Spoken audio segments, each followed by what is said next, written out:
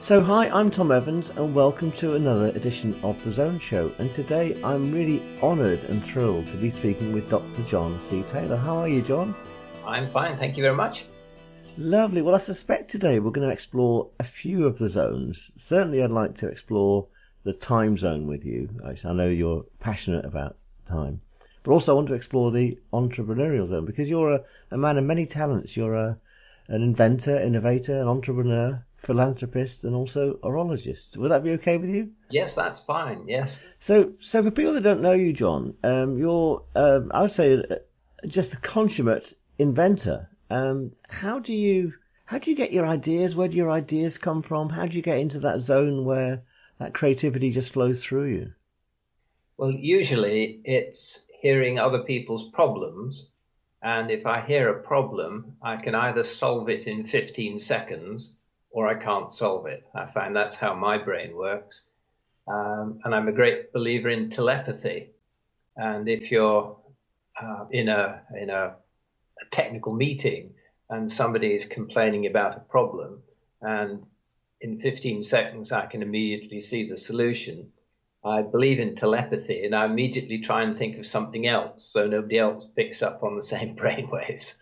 I find that if I see a problem, I can find an answer to it either straight away within a few seconds, or it doesn't matter how long I think of it after that. I generally don't find a solution. Well, that is phenomenal. So is the 15 seconds then significant in some way? Yes, I think it's the other side of your brain, because when you're in a conversation and people mention something, you don't stop and think, oh, I wonder what the solution to that is. You're part of a conversation, and yet your brain processes information after it's been received, and will then pop out and say, oh, the solution to that is this. But it's not that you're consciously trying to think of a solution often. It's simply the solution pops up unasked for. And if you're there then to receive it, it's if it's in a meeting, I try and suppress those thoughts, then take them away and process the information more carefully. And unlike some of the more famous inventors, maybe like Steve Jobs or Edison, many people are probably using one of your inventions daily, but might not have heard of you. What sort of things have you come up with that are in common usage these days?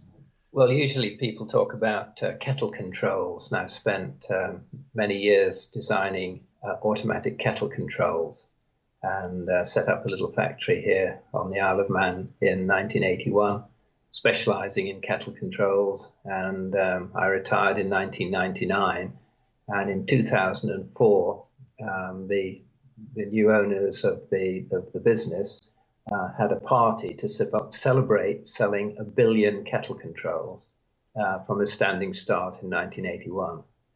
That is amazing. So 1 billion people on the planet or more are enjoying a cup of tea or coffee using one of your inventions. That is a phenomenal achievement for how many people you've touched. And then in the 1960s, I designed a little motor protector, and that was for a company in my father had formed in Buxton in Derbyshire, Otter Controls Limited. And there was one of my friends who was a pilot who had passed away, and there was a memorial service to him.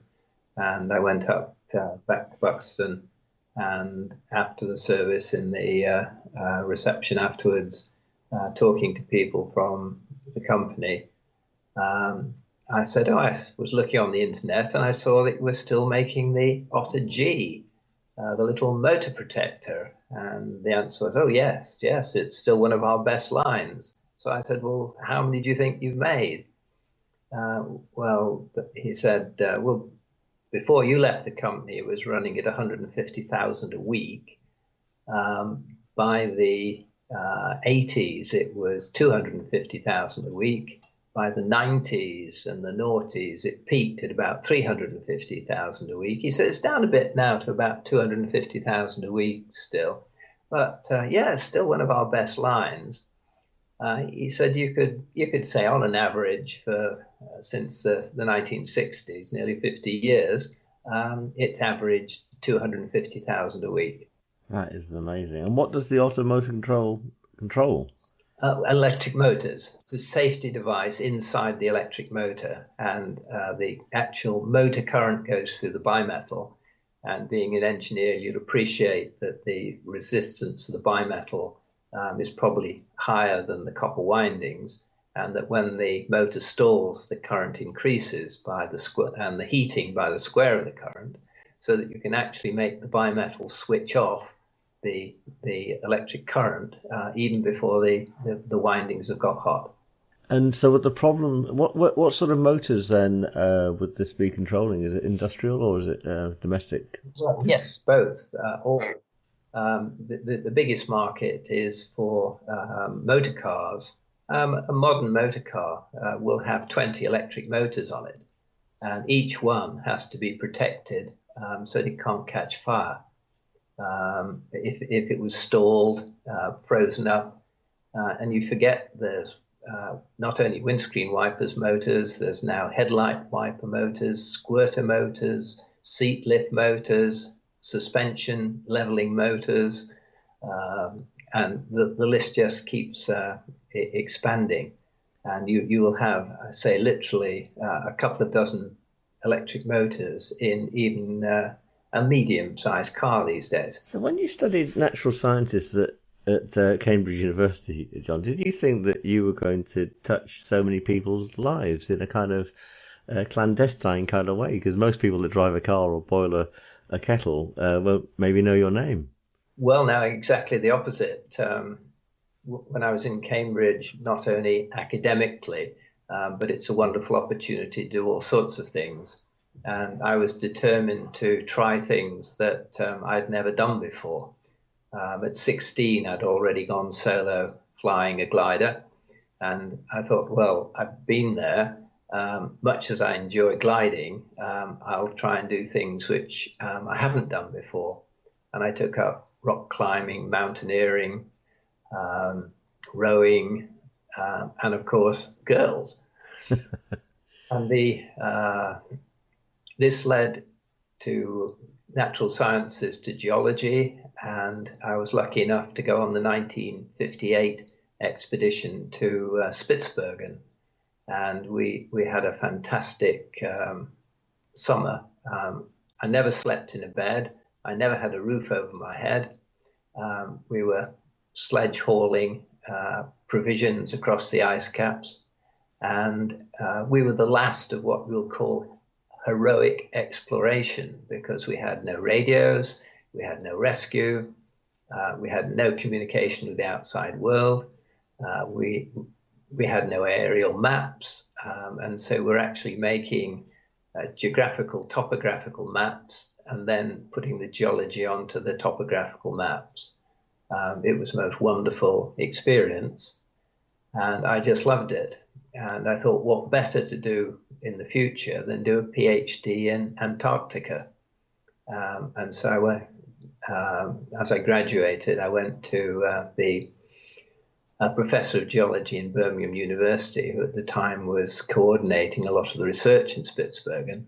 And he sent me to FIDS, Falkland Isles Dependency Survey, for sponsorship.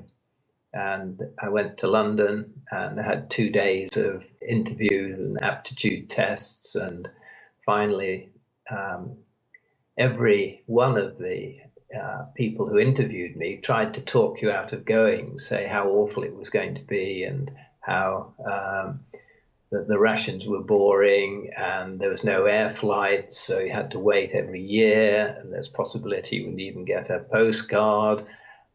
If the ice was there, you might be stuck, all the bad things. I sort of thought, well, that sounds fun. And the director finally said, okay, well, he would agree to sponsor me. So I went home and told my mother that I wouldn't see her for 3 years, and I don't think she was best pleased. I explained that I'd have to have my wisdom teeth taken out just in case, and I had to have my appendix taken out just in case.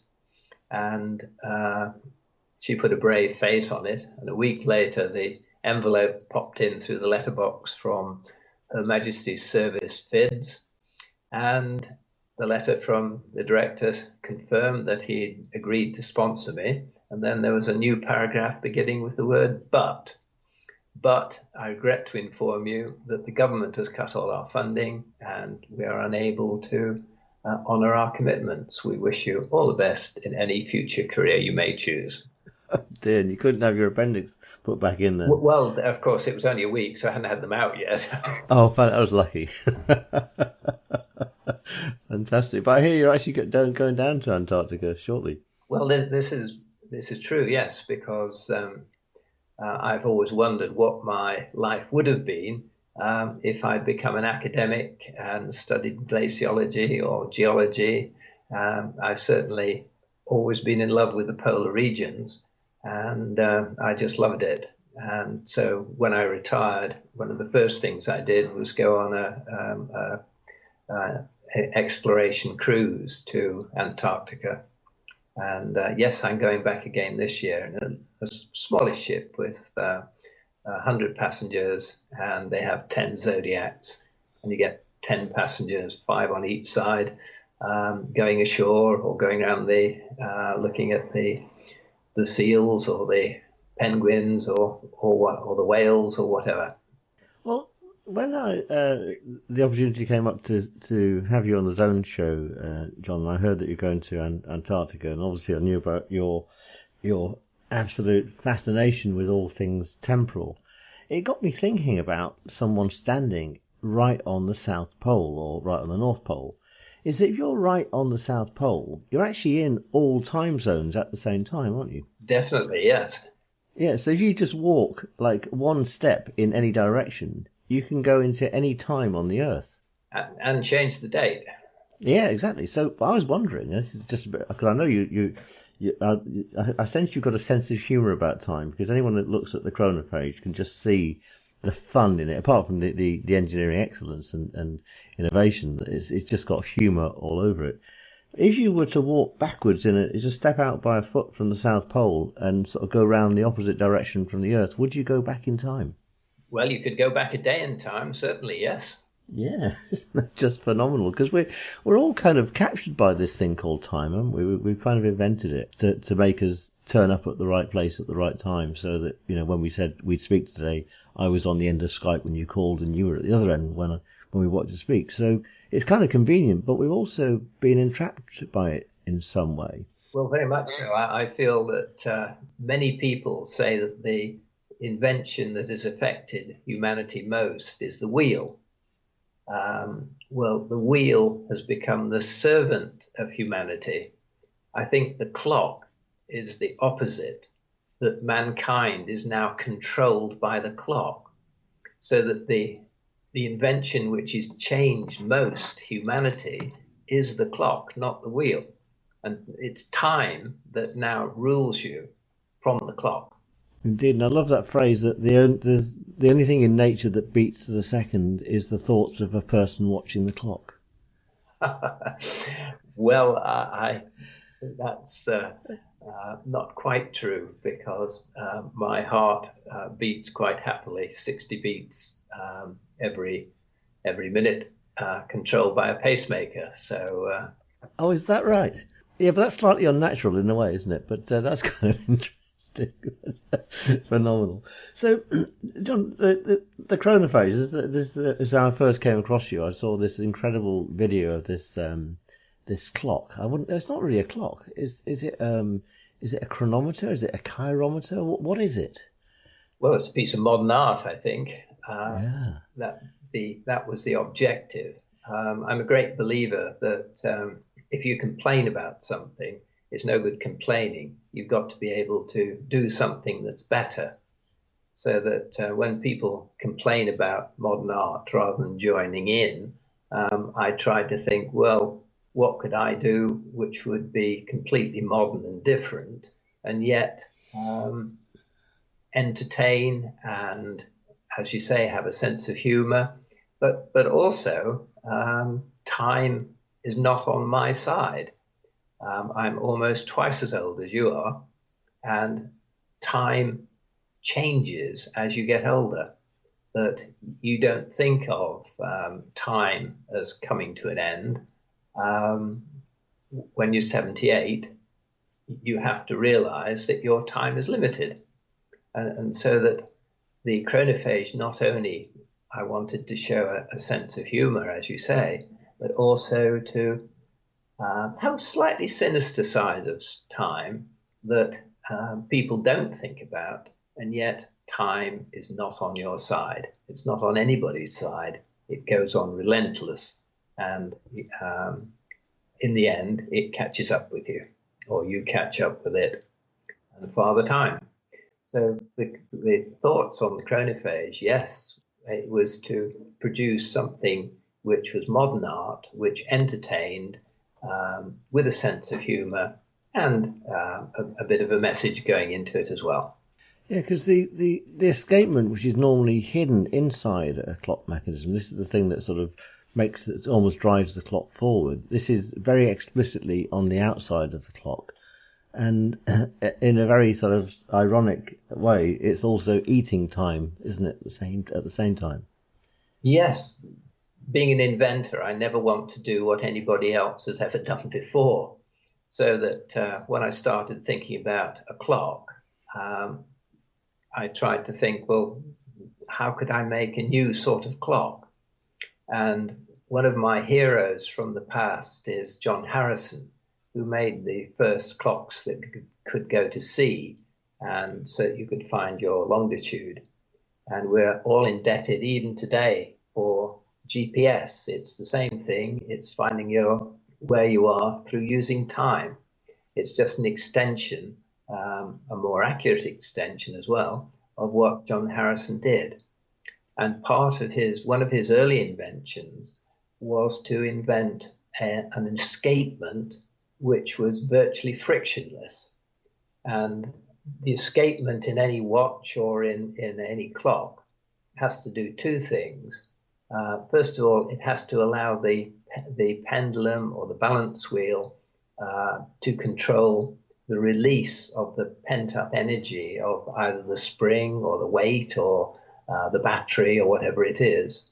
And the other thing the escapement then has to do is to keep the oscillator, which can be the pendulum or the balance wheel, maintaining its constant swing. The amplitude has got to remain constant to help keep the time accurately. And so the escapement does the two things. It allows the time base to be controlled and release the energy in a clock a second at a time, and when the oscillation is taking place, the escapement has to give the pendulum an impulse every swing to overcome the air resistance.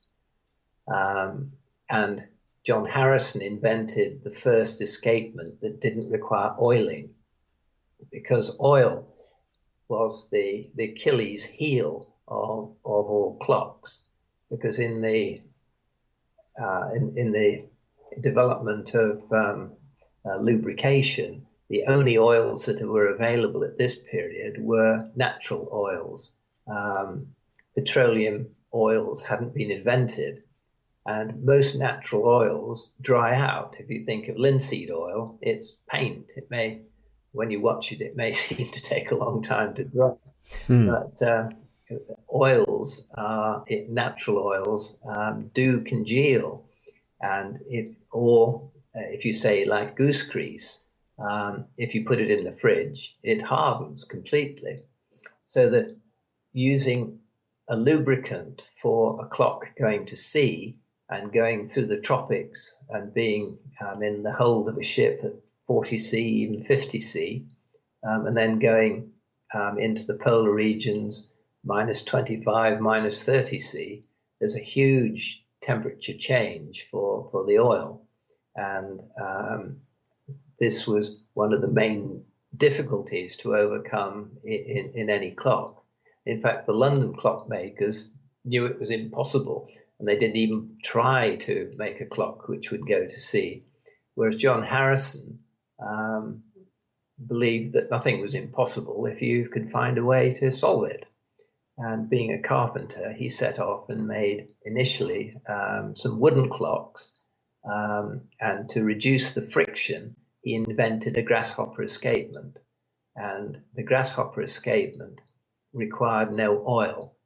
And most people, well, let's start the sentence again. Some people have heard of John Harrison, knowing that, having seen the TV films about longitude and all the recent discussions of the Longitude Act, because it's the 300th anniversary of the Longitude Act this year, 2014, from the 1714 Longitude Act, and the exhibition taking place at the present time in Greenwich. So John Harrison is known by comparatively number of people, but of those, about 1% know about a grasshopper, and about 1% of 1% of 1% have ever seen a grasshopper escapement or even try to understand how it works. So I thought it would be a great tribute to John Harrison to turn his escapement inside out and put it on so that everybody could see how a grasshopper escapement worked. The other reason why I wanted to do a tribute to John Harrison was who invented bimetal? John Harrison. Seriously? He invented bimetal to temperature compensate his sea clocks. And I'd spent my life using bimetal, and in most of my life, I didn't know who had invented it. It never crossed my mind. And there, when I went into more detail in horology, I discovered that John Harrison had invented bimetal. He was a prolific inventor, even though he was a carpenter and had no technical training. He invented things like the caged roller bearing, which is used in hundreds of millions every day in everything you can think of. Washing machines, motor cars, they all have caged bearings with balls and rollers. And most people don't know that either. So trying to bring it all together, I decided that I would try and turn the Harrison grasshopper escapement inside out and make it the feature of the clock. And then, because of time certainly has a beginning. Does it have an end?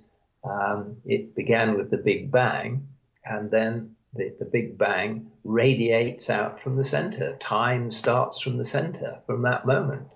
And so that the dial of the clock, the face of the clock, I had ripples of time coming out from the center of the universe. But if you throw a stone into a pond, you get a splash. And I thought, well, if time started in the Big Bang, perhaps there was also a splash coming out.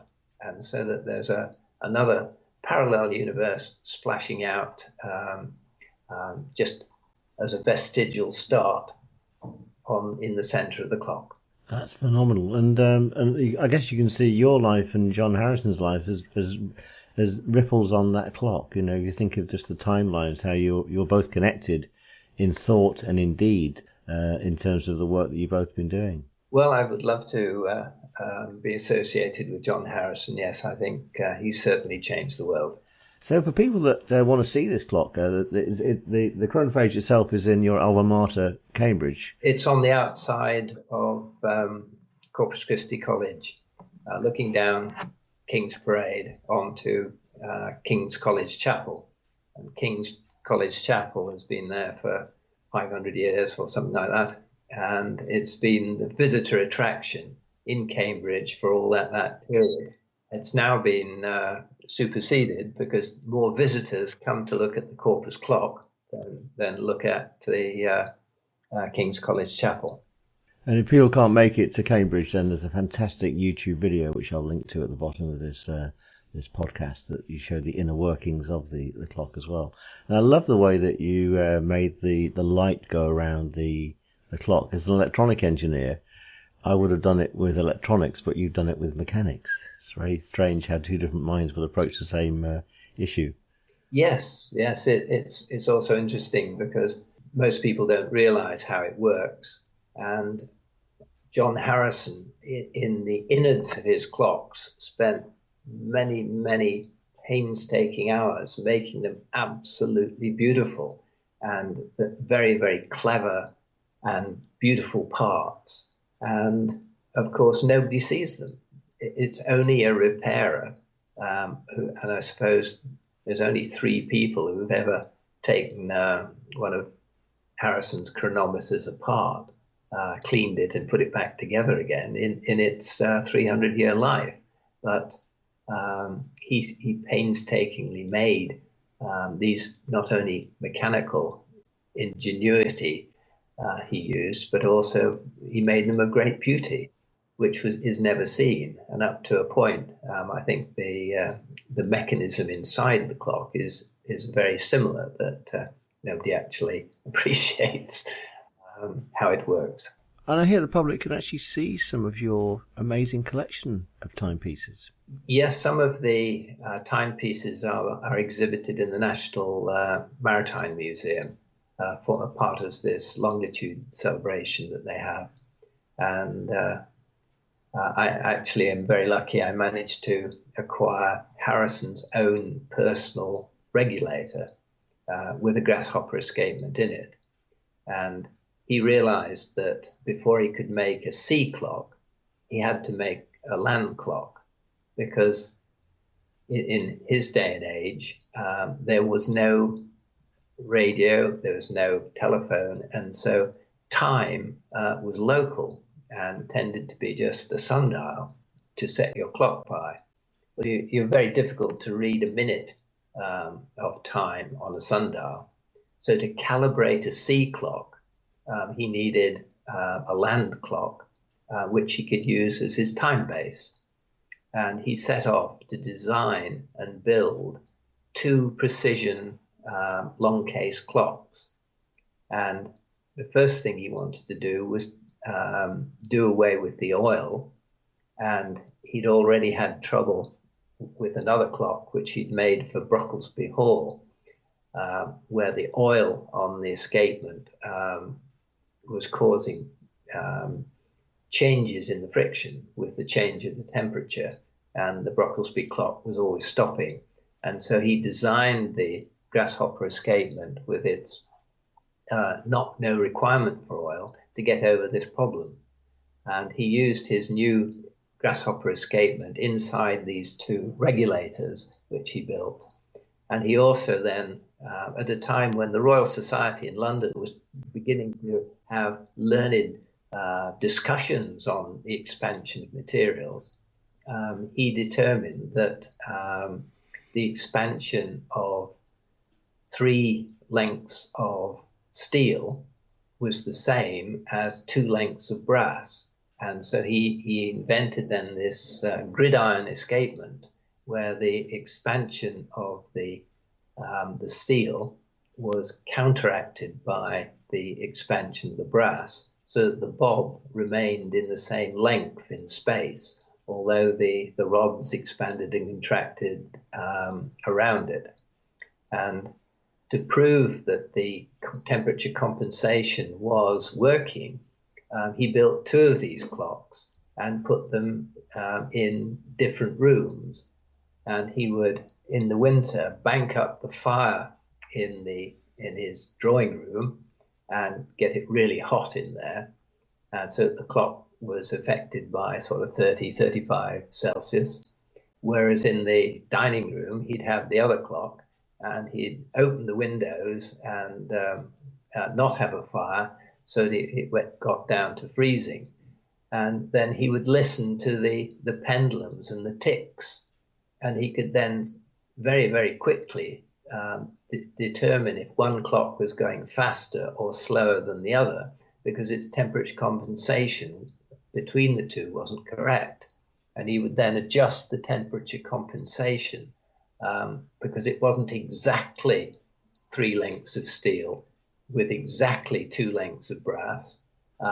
He also had what he called a tin whistle, which allowed him to adjust the sort of last 15, 20% of the expansion and to change it, change the ratio until the actual rods that he had completely balanced out the change in length of the pendulum so that it was unaffected by temperature changes, and he could then use the same sort of a system in a sea clock.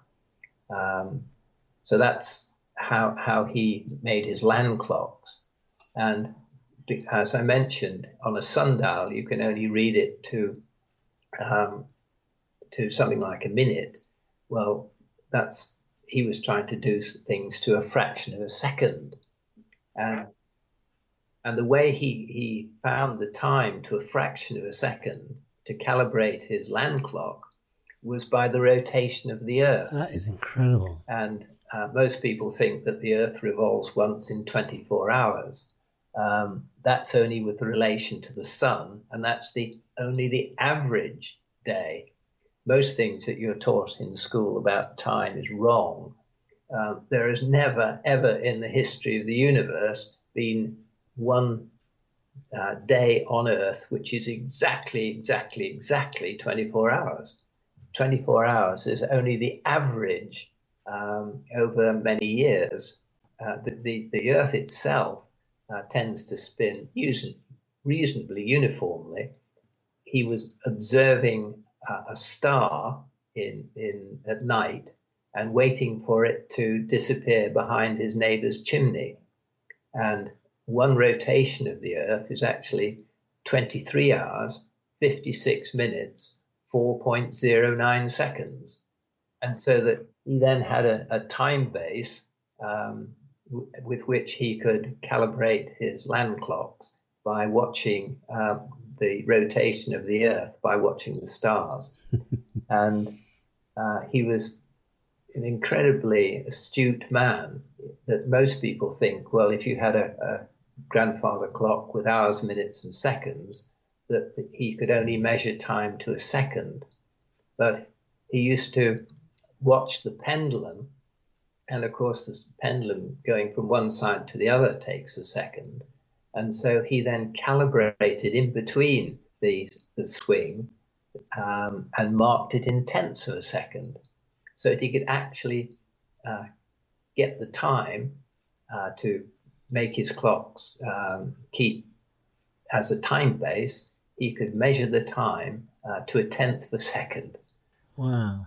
And so if you go back just a few hundred years then, not many people had a clock, and very few people would have anything like a pocket watch. So now we've got clocks all over our houses, in the same way you've got motors all over the motor car. How do we escape from this entrapment that we put on ourselves of having this time prison imposed upon ourselves? I think it's very difficult to escape. It's the way of humanity now. Any civilized society is controlled by the clock. And yes, you can escape and go and live on a desert island and not be controlled by it. But you have your own body clock inside. And I discovered when I was in Spitsbergen, it never went dark. The sun just went round and round and round. And so you could very easily think, well, I'll eat when I'm hungry and I'll sleep when I'm tired. And you would, if you did that, you would keep going for about 30 hours, and then you'd have a sleep, and then you'd keep going for about 20 hours, and then you'd have a sleep, and then you just disintegrate. But you have to keep a reasonably in line with 24 hours to be efficient, because your own internal body clock does that. And if you don't feed yourself regularly, then you upset your own internal mechanisms, and your body just doesn't like it, and your brain in the end says, I've had enough of this, and you tend just to go to bed and vegetate. So the astronauts on the International Space Station then, who have a sunrise and sunset every 90 minutes, it must play havoc with their bodies when they go up there and when they come back down. Well, I think you'll find that they keep depending where they're from. If it's all European people on it, they would keep European time, and so that they would know exactly, using ordinary watches, where they were. And many jobs, people don't see natural daylight at all. They're just in an office without being able to look out of a window, and so that they again are not affected by the sun's coming and going. So that the astronauts are no more different than a person stuck in an office. It may be slightly more confusing to see the sun going up and down, but I'm sure the astronauts can treat it just as a way of their life as a commuter in an office who never sees the sun at all. Very wise. So what's the future then for the chronophage? Where are you going to take it? How are you going to spread the word about time around the world? Well, we've just finished a chronophage for a private collector in America, and we're taking a chronophage clock with a grasshopper escapement, which has got a dragon, to Shanghai, and so that I'm showing the chronophage clock in China.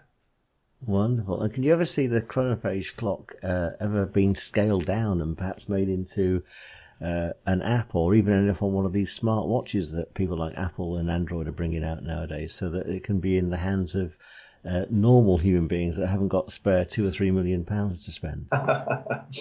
Yes, why not? Yes, it's the way you have time racing round the dial. There's no reason why it shouldn't be on a smaller scale. You're quite right. Fantastic. Well, John, it's been absolutely amazing to discuss this topic of time with you and innovation in general. And it's been a real thrill to an honour to speak to someone who's got such depth and breadth of knowledge. And so could we make a date for the future to come back on the Zone Show again? That'd be lovely to speak to you again and investigate some of these things in more detail. Would be my pleasure. Yes, I'd enjoy it. And if people want to find out about you and the chronophage, where's the best place for them to discover you? Well, if you put anything into Google about the chronophage, you'll be served up with very many links. Indeed. Well, great to speak to you, John. Real honour, and I wish you every success in all the things that you're going to do. And I'm sure there's going to be a few world-shattering inventions to come from your marvellous brain yet. Thank you. I hope so. A real pleasure. Thank you, John. So if you want to find out more about John and his amazing work, go to his website, www.johnctaylor.com. That's Taylor, Taylor. And you can find some of the timepieces from his personal collection at the National Maritime Museum until the 5th of January 2015. I'm Tom Evans, and thanks for listening to The Zone Show.